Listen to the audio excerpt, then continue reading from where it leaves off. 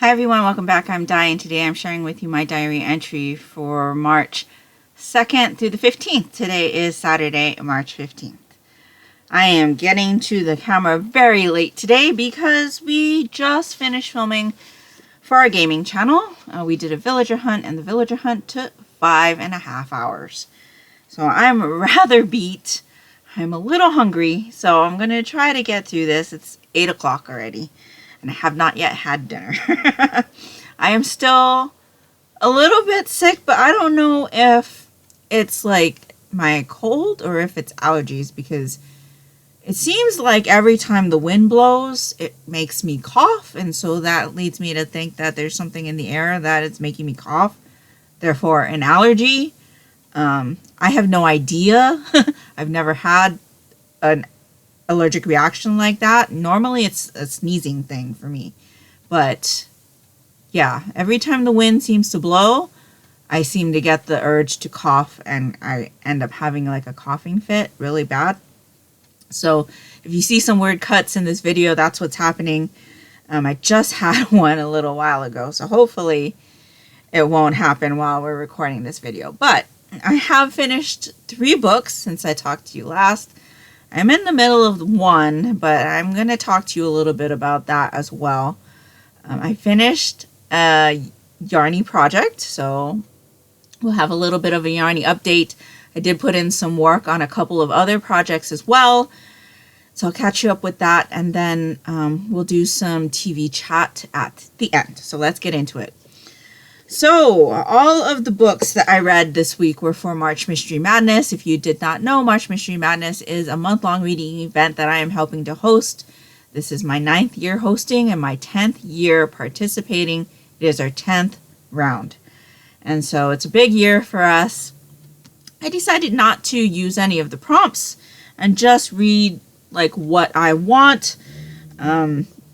I am kind of in a theme of like TV show associated books, but I have a few others that are catching my interest as well.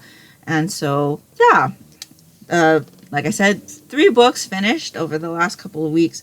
The first book I read was The Case File of Jeweler Richard, Volume 1. This is in the light novel edition. This one is written by Nanako Tsujimura and illustrated by Utako Yukihiro. There are very, very few illustrations in this particular installment. In fact, I don't quite remember all that many. And now that I'm flipping through it, I don't see any. Besides, like in the beginning here, it tells you a little bit about our 2 characters that we're going to meet right on the table of contents, but there are no other like illustrations in here that I'm seeing, even through the flip through, or that I remember while I was reading it. But in any case, this story kind of follows our 2 people here on the cover. In the beginning of this book, this guy, who's like a university student, ends up helping this guy out of a situation, and they end up getting to know each other a little bit better. And this guy is a like gem specialist. I don't think they even give like a title for what he does, but he kind of sells gems, but he also helps people like reset their stones or create items around stones, or create their like special like custom kind of jewelry. And he's European, but he speaks fluently several languages, and one of the languages he can speak fluently is Japanese. And so anyway, these 2 get to know each other. They end up in a working relationship, and they kind of solve mysteries in regards to gems, or with a gem-like facet to it, if you will, throughout this installment. It's very episodic. This particular installment has 4 or 5 cases in it. Now, I will say that these mysteries, even though they're mysteries, it's very soft mystery. It's not like super thrilling or anything like that. The mysteries are very, very soft. I will also say that because I know a lot about gems and gemology, I did study a little bit. In fact, I even considered going to school to get a certification for it. None of the stuff in here regarding gemstones was new to me, and it comes across as a learning thing because our character here is learning about gemstones and like the 4 C's and how to grade gems and why certain gems cost more than others and where they're mined and things like that. None of that was new to me, but it was all new to him. And so I think if you know not too much about gemology or nothing at all, this would be a much more interesting read for you. But for me, this was a very mild mystery. It wasn't too gripping. I enjoyed it. I enjoy our 2 characters and their interactions together. Our university student is kind of oblivious to a lot of things, and it leads to some hilarious situations. But all in all, this was not as interesting as I thought it was going to be, and I do think that it's because I know a bit more about gemology, and so none of the learning experiences that could be had in this story I was able to absorb. And so I ended up giving this a 3.5. I do think now that most, of what I know about gemology has been covered in this installment, that the next one should be more interesting. And now that I know that the mysteries are softer mysteries and they're not too thrilling, that I can lower my expectations and I'll hopefully enjoy the next installment more. This one does have an anime, so I'm interested in seeing whether or not that experience would help me enjoy this series more.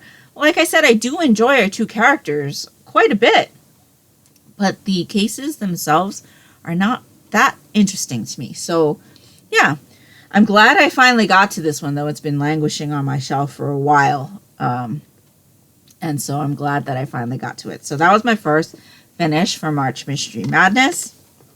My next finish was Heat Wave by Richard Castle. So this is kind of a book that is created as part of the Castle universe. So if you've watched the TV show Castle, you know that the main character in that series is called Richard Castle. Obviously, the author of this book is Richard Castle. And in the TV show series, he is an author who ends up being able to follow around a team of police detectives and how they solve cases and investigate and things like that to help him write his books. So this book follows Richard Castle's character, Nikki Heat, who is the character that he is basing all of this research that he's doing with this detective team on. And so I started listening to this one on audiobook. It was available through Hoopla, and the narration was terrible. I did not like it at all. I do tend to not enjoy male narrators who narrate women. I much prefer a woman who narrates men. But in this case, the main character is a woman and the book is narrated by a man. And I just did not like his presentation, overall. Even with the male characters in this book, I didn't like how he was narrating them either.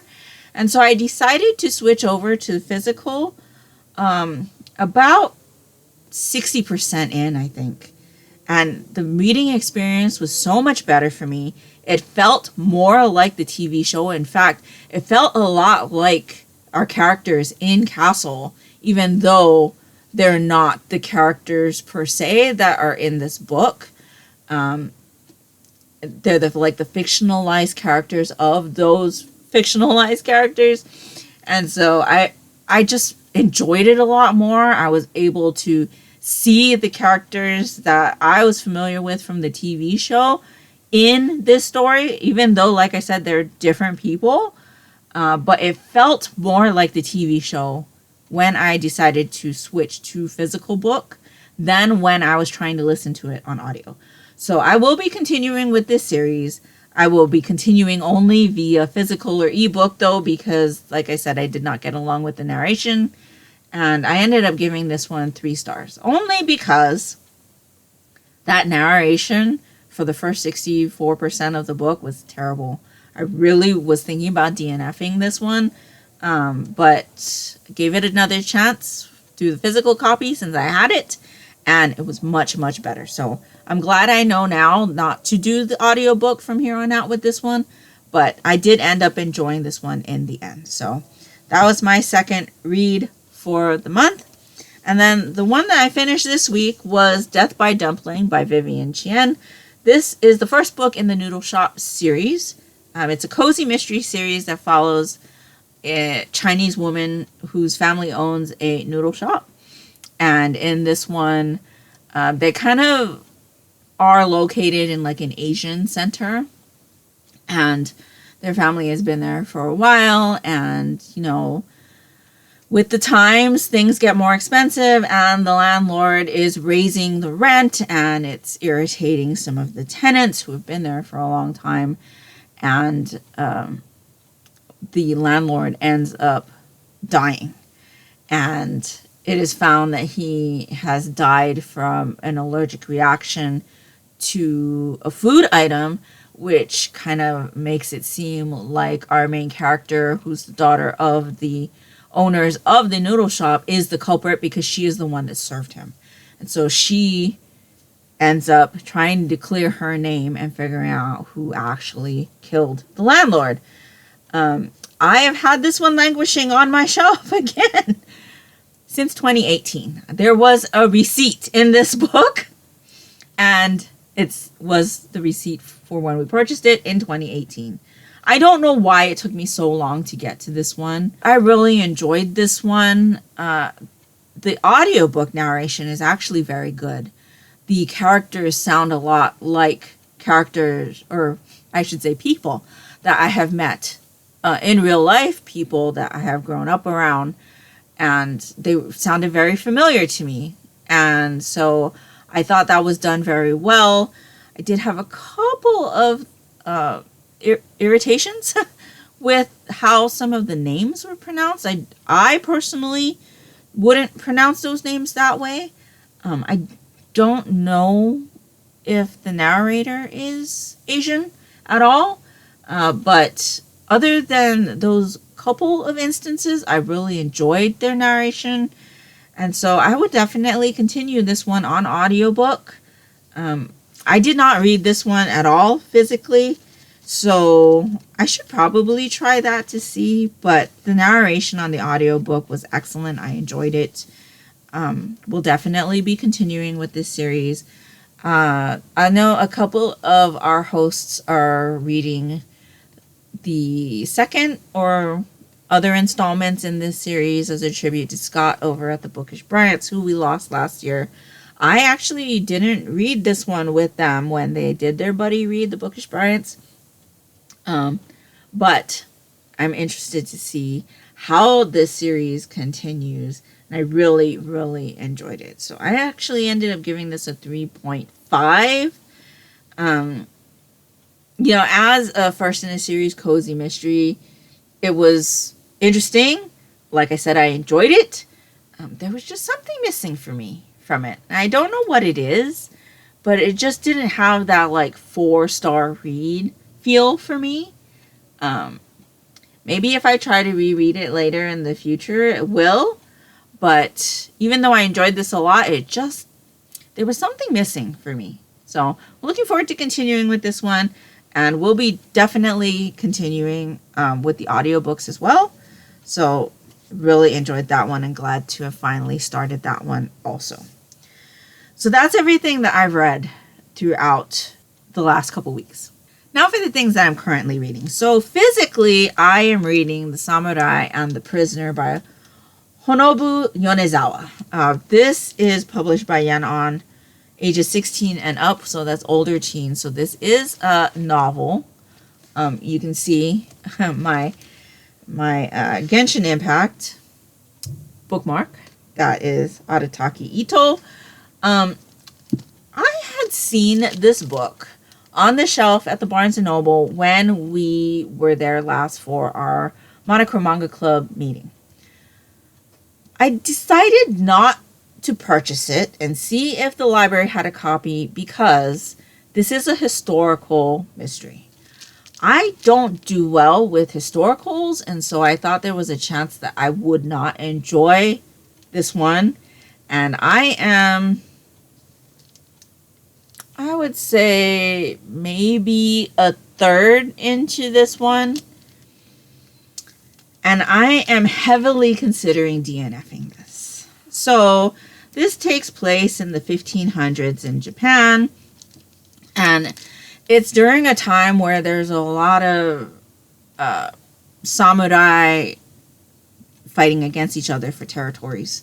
And we are following a particular samurai who has a nice fort and is somebody who is going against Oda Nobunaga. And in the beginning of this story, we have one of Oda Nobunaga's most trusted advisors, I think. I think that's what they call him. Gifted strategists. And he comes to the castle and he ends up getting imprisoned. And throughout this book, apparently there are 4 like seasonal mysteries, and this guy is the key to all of the mysteries. Now, I'm not quite sure how that is applied. Like, I've read the first mystery. So I would say I'm about a quarter into the second mystery. So I finished the mystery that happens in the winter. And that mystery follows another prisoner that's being kept in the castle who was not condemned to die, but ends up being killed in a mysterious fashion, and they're trying to figure out how. And again, the mystery was really soft. I didn't enjoy the investigation style. It's very much like, I don't know, it wasn't thrilling. It had a lot of like interrogation. I wouldn't even call it interrogation. It was more like conversations with some of the guards that were around the like imprisonment area. And I don't know, it just there wasn't much to it. And once everything was like revealed, the ending of the story was really weird. Like, I don't understand. And I don't know if that's because I'm not really familiar with Japanese history, or if I'm like missing something because the translation was strange. I don't know, but it just didn't click for me. I understood everything that had happened in the mystery, but like the ending part of that story was really weird about like what happens to the person who committed the crime. And so now I'm like I said, like a quarter into the next mystery, and it is not, the mystery hasn't even started yet. And there was infiltration, because like I said, we're in times of war, and our samurai is going after another encampment, and they end up going and battling with this other encampment. And it's a lot about taking heads, like literally, and what they do with them, the like ceremonies that they have, the head identification process. And I don't think I'm into all of that. Like, where's the mystery? That's what I'm here for. And so I think I'm going to DNF this. It's another reason why I ended up borrowing a copy from the library, because I didn't think this one was going to be for me. I really wanted to stick it out, though, because I am interested in Japanese history, but I have a really hard time reading stories that are set in historical ages, no matter what, like, country they're set in. And so, yeah, I think I'm going to DNF this. It wasn't one that was on my, like, radar to begin with for March Mystery Madness. Like I said, I had just seen it on the shelf while we were at the Barnes & Noble. And so, yeah. I know my daughter had expressed some interest in possibly reading this because she studied Japanese. I don't know. After hearing what I had to say about it, I don't know if this still interests her, but like I said, we do have it out from the library for another couple weeks. And so maybe she'll be interested in it, but I don't think I'm interested enough in what's going on, or the fact that there's hardly any mysterious elements in this to like keep me reading. And so I do think that if I finish reading this would only be 3 at the most, 3 stars. And so, yeah, I'm not enjoying this at all. In fact, there were a couple of nights where I'm like, oh, I gotta read that book. And I really didn't want to. And I ended up not reading anything at all. And so, yeah, I think the best course of action for this is to DNF. And so I think that's what I'm going to do. The other thing that I'm reading right now, I just started on Thursday. And I needed a replacement audiobook because I had finished Death by Dumpling. And so I'm reading Lost Hills by Lee Goldberg. This is the first book in the Eve Ronin series. She is a female homicide detective. And this is a pretty short book. I bought a copy of the audiobook for $1.99 on Audible. And so I decided to go ahead and start listening to it. This was a book that Scott from the Bookish Bryants had read during one round of March Mystery Madness, and he said he really enjoyed it. And so I'm reading this one in memory of him. And so far it's pretty good. It's really interesting. It actually kind of ties into my whole like TV show theme, because this one, some of the characters that we've met work in the film and TV industry. And so like some of the TV shows that I know, like Grey's Anatomy, was dropped as shows that a character that they've interviewed has worked on. And so it kind of ties in there. So far I'm about 9 chapters in. It's interesting. I'm enjoying it so far. This one is narrated by a woman, and so that's helpful for me.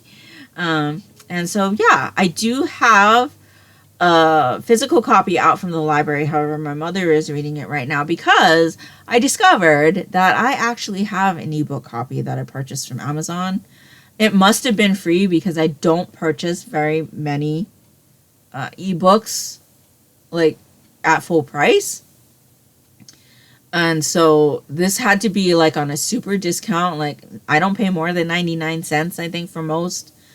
Either that or it was a Kindle First, which would be free because I have a membership.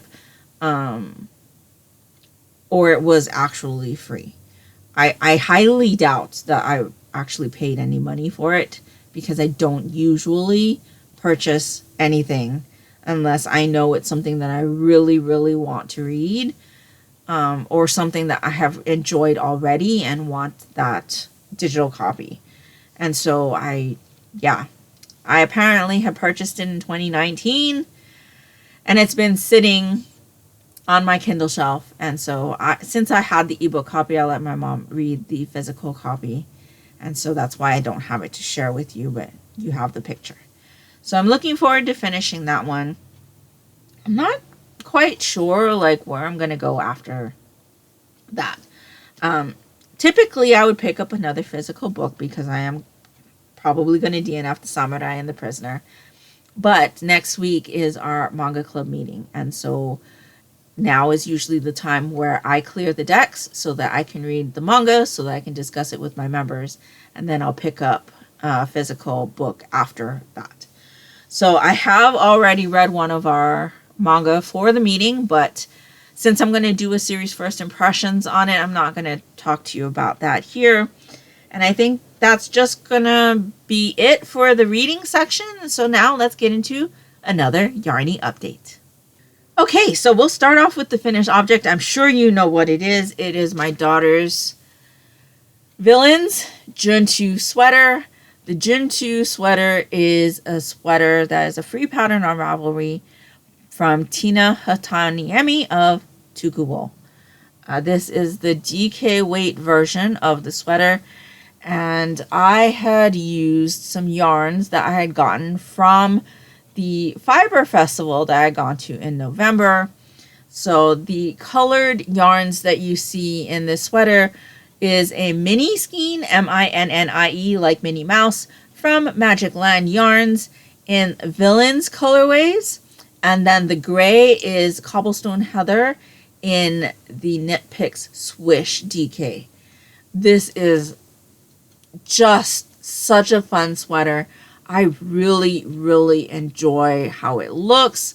I got the idea on how to do the striping from Seismic Yarn, who had done a sweater like this in one of their yarns, which I had actually purchased to make a sweater for myself. So I'll eventually get to that. That will be a fingering weight sweater, and I'm probably going to do the Juntu fingering weight sweater pattern for that. But it kind of gives the same effect where you've got blips like this where the yarn color matches the color of the mane. And so you get these fading out of the colors and some like erratic striping. And it's really, really neat. The effect is really nice. It looks really great on my daughter. It seems to fit well. And yeah, really, really happy with this. I did not do jogless stripes, so there is a seam down the back. And there are seams on the inside area of the sleeve. Now, I will say that these sleeves are kind of fitted. So I think for myself, when I do my sweater, I'm probably not going to decrease down to however many that they want. I'm probably going to choose my own width to finish out on. But this is a really customizable sweater pattern. The pattern actually calls for 1x1 rib. Daughter wanted a 2x2, and so that's what we did. It does not match up quite right as far as the raglans go with the 2x2, but she doesn't mind all that much. I'm probably going to do the 1x1 when I do mine, but I'm really happy with how this looks. The daughter really likes it as well. I'm not bothered at all by that seam, and neither is the daughter.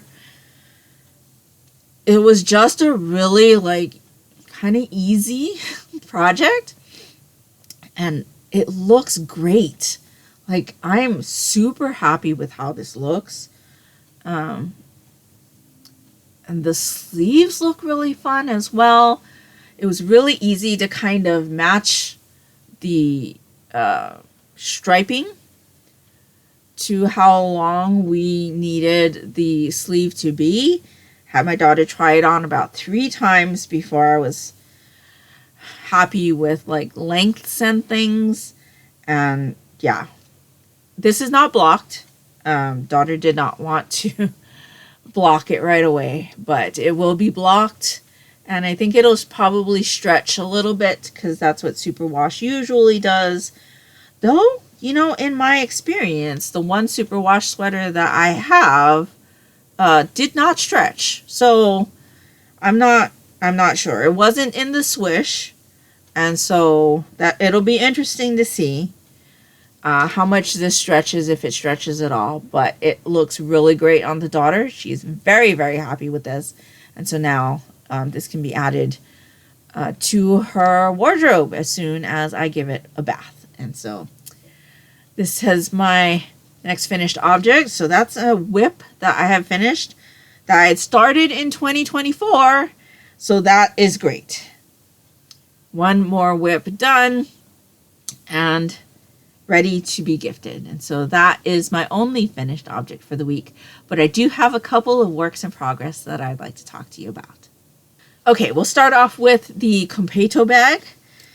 In this bag are my daughter's Christmas socks. This is one of the 12 cast-ons for 2024. 5.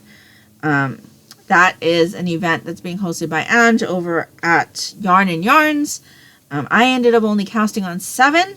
I've already completed 1, and then I wanted to focus on some whips as well. And so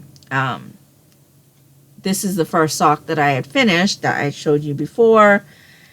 And so I'm working away on the second sock. And so this is what I've done so far. So I am ready to put in the heel right now. I was not a good person and did not put in my stitch marker from the last time. I am almost positive that I was somewhere in here. And so I am at the point where the heel is going to go in. So I just need to do that. This is being done in Opal Joy yarn in the Lebensfreude color, which I believe means zest for life. But it is a really, really nice self-patterning Christmassy colorway. And so it's just a plain vanilla sock. We do about 15 or 16 rows of 2x2 rib, 45 rows in the leg. This one is going to have Kay Jones's butterfly heel like this one. And then however many rows for the foot. I think the daughter usually takes about 60, but with the butterfly heel, it was a different heel for us. So I counted, but it seems like this is just slightly too short. It fits fine, but daughter likes a little bit more room. And so I asked her if she wanted me to take it out and put in a couple rows and redo the toe, but she said it's fine. So we're just going to leave it. But in any case, do the foot however many rows, and then I put my lightning toe in here, which is just a rounded toe where you don't have that tab here for the increases. And so, yeah, I am about 1 1/3 done with this pair. And so hopefully this won't be too long. This was my knitting over the last couple of weeks. We haven't had as much meeting time, and I typically will stop in parts like this where I've got to put in the heel, and because I'm not really familiar with this heel, I couldn't do it just off the top of my head like I can do a standard heel flap. I know that off the back of my hand. But this one is a new heel for me, and so I need the instructions, and so I had to stop with that. But it's moving along nicely. These were my daughter's Christmas socks for last year, so these are not going to be her Christmas socks this year. In any case, I'm behind on that, working along. It's going great, and I anticipate that should be done relatively soon, hopefully. But I do have one more project that I put in quite a bit of work on over the last couple of weeks. Okay, the last project that I worked on is in this Finding Nemo bag, which is a kitchen towel that we purchased from Disneyland. And then there's Dory and the jellyfish. And so my mom turned that into a project bag for me. And in this bag is my mom's Duchess of Devonshire shawl. So this is another project that I am doing with yarn that I purchased from that fiber festival. These yarns are from Seismic Yarn, and it came in this mini skein set, which is called the Pretty Princess Speckle Rainbow Mini Skein Collection. So it's on her buttersock base, 85% superwash extra fine merino and 15% nylon. This is 87 yards, 20 grams, and there are 6 mini skeins in this. And so my mom had really liked this mini skein set. And so we went ahead and purchased that, and she had specifically asked for a shawl. And so we were going through shawls, and she ended up saying that she really, really enjoyed the Duchess of Devonshire shawl, which is a shawl design by Kay Jones of the Bakery Bears podcast. I have made a shawl, this particular shawl pattern, for my dad's wife in different colors. So I was a little bit hesitant to make it for my mother, but she really, really liked it, and so that is what I'm doing. So this was another 12 cast-ons project that I had cast on, so one of my 7. And so this is what I have so far. Let me see if I can stretch it out a little bit. It's kind of bigger right now. So this is what I have so far. So you can see down here, maybe, there is a pink section. So that's the first color. And where the Brontosaurus is where I had stopped after my cast on. So then there's this orange section, highlighter yellow, and now I'm putting in a green section. So I'm actually on the 4th garter stitch section of 5 for this shawl. The little mini skeins look like this. So this is the hot pink color. And this one was called Material Girl. There is this yellow, which is the 3rd color. This was Not So Mellow Yellow.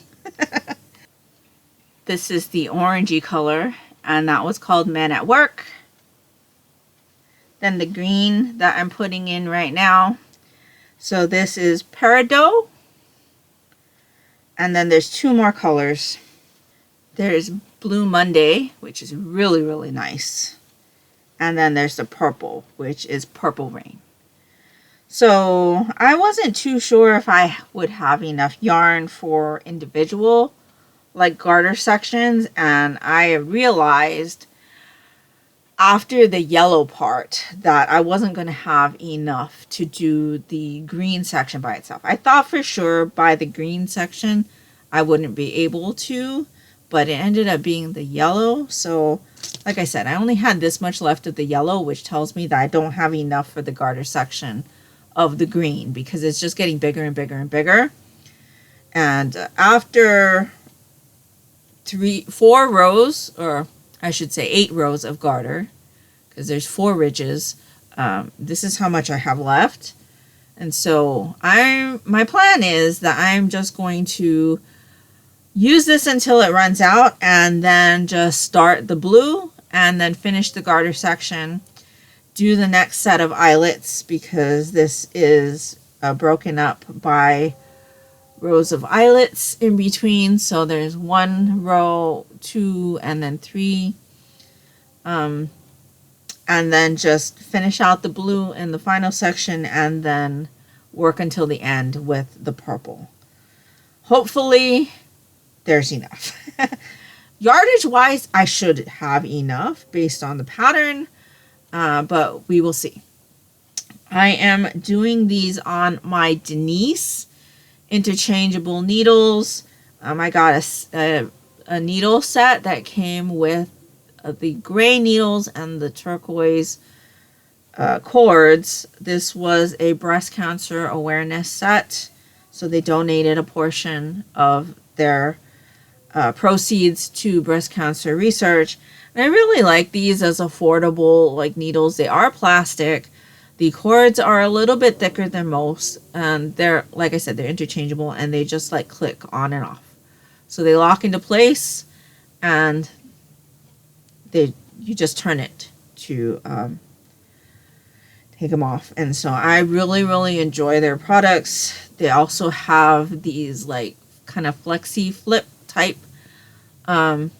needles that I really enjoy using for sleeves and small circumference projects. I did place an order with them for more flexi flip type needles and another like set of short tips, and yeah, I really like that you can like coordinate your colors of cords, and you can get different colors of the needles and things. And so I'm definitely not done purchasing from Denise, and I really, really enjoy their product. In any case, this is where I'm at.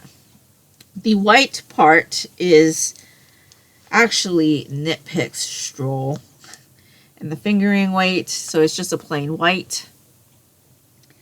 That's kind of just how I tried to make some of these projects a little bit more affordable, is to use commercial yarns with the more expensive hand-dyed yarns. And so this is the skein that I'm working on right now. I still seem to have quite a bit, but there is an applied edge to this shawl that will take up a lot of the yarn. And so doing really, really well with this. And it's garter, so it's really easy. And the eyelet section is super easy also. And so it doesn't take a lot of brain space at all. And I'm really, really enjoying this. I did kind of make mention to my mom about, I don't know if you're actually going to wear this, because it is super bright. I mean, like, it's really fun. These are not my mom's usual colors to wear, but she said she'd wear it. And so we'll see what happens after I'm done with this. But I really wanted to work on this because my mom's birthday is coming up in April, and I wanted to make sure that this project is done by her birthday. And so even though it's probably going to be a little too warm to wear this at that time, I don't know, you know, maybe it won't be in the evenings, but I wanted to make sure that she had this by her birthday. So that's why I decided to work on this as my next project. And like I said, it is a 12 cast-ons project. And so, yeah, really, really enjoying this one. Like I said, I've already worked this pattern before, and so it's not new to me, but it's been a few years since I made the first one. But in any case, I'm enjoying this project, and Kay's patterns are really, really easy to follow and understand. And so, yeah, really enjoying working on that. And that is all that I have worked on over the last couple of weeks. So that brings us to some TV chat. We've just been watching our usual TV shows. I know Dr. Odyssey came back, but we're kind of holding off on going into the episodes because it's a two-parter, and I would much rather watch the two parts together instead of waiting in between. And so we haven't started Dr. Odyssey since this came back. We did start a new show on Peacock called Long Bright River or something like that. It is based on a book, and so I do intend on trying to read that book, but it's basically following a police detective whose sister was a drug addict, and she's now hasn't heard from her sister in a while. They've had a rocky relationship, and she's concerned now and would like to find her sister. And so it's kind of following her trying to find her sister and working cases. There seems to be like a serial killer out on the loose. And so it's an interesting show. We've watched 2 or 3 episodes, I think. The whole season's out on Peacock. The problem I have with this show, though, is that I don't care for the main character. There's just something about the character that there are things I don't understand as to why she's acting certain ways or not doing certain things, I guess.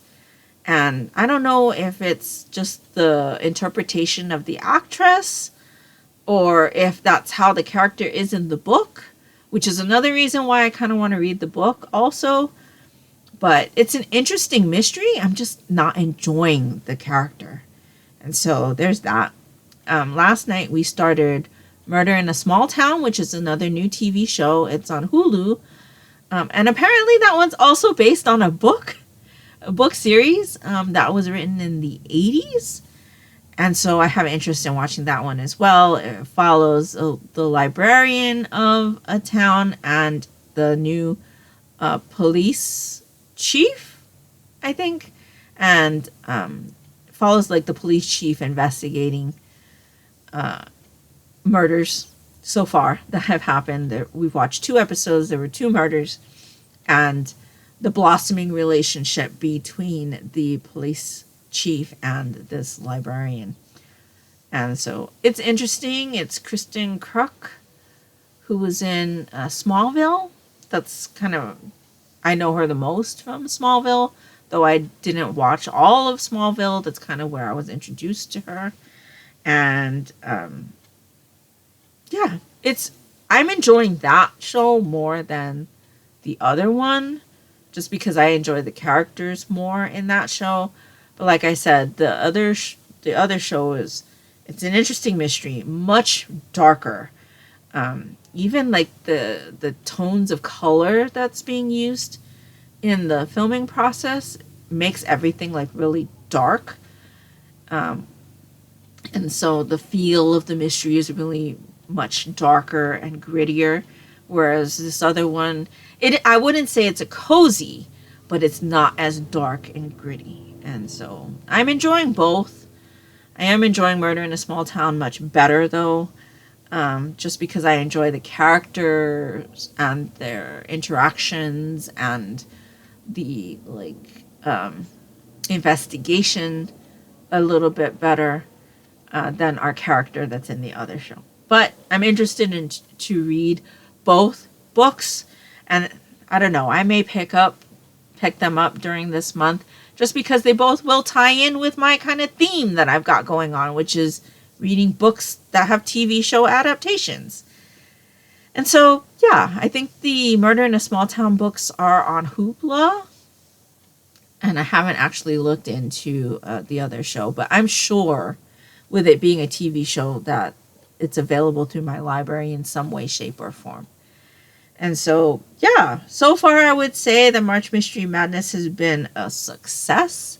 Read 3 books over the last couple of weeks, which is kind of not in the norm for me at the moment with reading novels. I haven't even picked up a manga until this week because I have to read it for the manga club.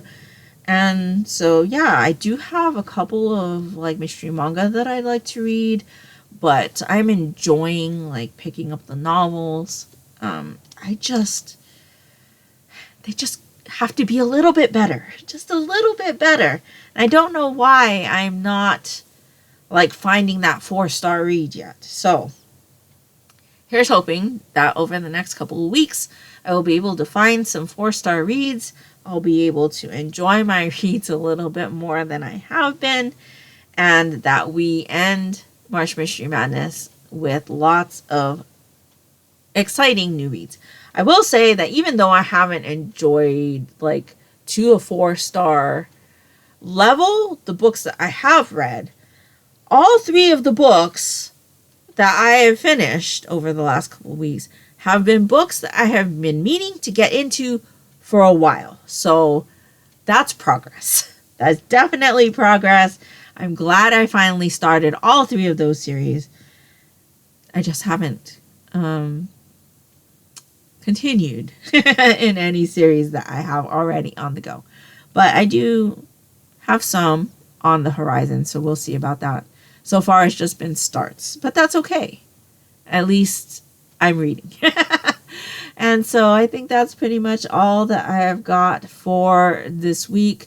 Our Back to Office initiative is supposed to start on Monday.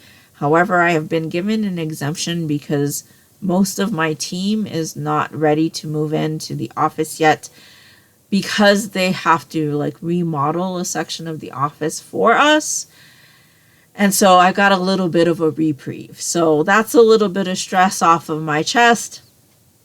And so things will be as they have been for a little bit longer. So that's great. And so I think that's where I'm going to leave you for this week, or these last couple weeks. Let me know down in the comments below what you've been reading, what you've been enjoying, what you've been watching, what you've been working on. I would really appreciate it. And if nothing else, and you'd just like to let me know that you were here, if you could leave me, I don't know, some kind of food emoji down in the comments below, that would be greatly appreciated and would really help me out. And that will do it for me today. So I hope you're all doing great. I hope you're all safe and healthy. And until next time, take care and smile always. Bye.